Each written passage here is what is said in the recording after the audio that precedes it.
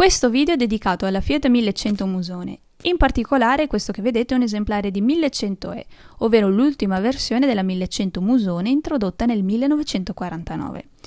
È soprannominato Musone proprio per via della calandra a righe orizzontali e aerodinamica. La Musone era una vettura che rompeva con le linee tradizionali. Venne introdotta nel 1939 e quindi fu disegnata ancora prima, quando in giro c'erano queste. La 1100 Musone fu offerta in diverse versioni, tra cui a passo lungo, furgoncino, taxi, mezzo pubblicitario. Pensate che la 1100 Musone nel 1947 fu messa anche in palio come premio per il vincitore della 14ª mille miglia. La Fiat 1100 Musone fu un successo e rimase in produzione fino al 1953. Continuava a essere scelta dalla popolazione perché era robusta, affidabile ed indistruttibile. Era inoltre una vettura facilmente guidabile sia dai giovani che dalle donne, il cui numero che si metteva alla guida aumentava progressivamente. Ma rispetto alle versioni precedenti, la Fiat 1100E è caratterizzato da un portellone accessibile dall'esterno e cambio al volante, come di moda in America.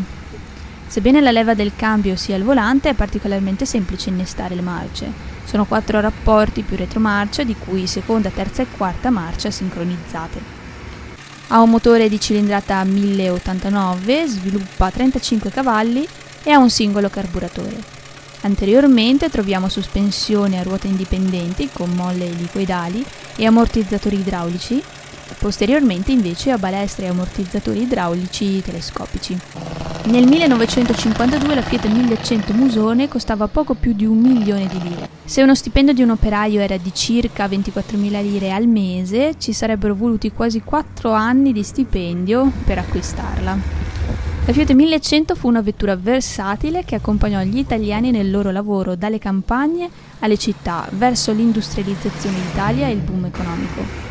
Il testimone fu passato nel 1953 alla 1100-103 con scocca autoportante, un'auto nuova per un'Italia che si apprestava a decollare.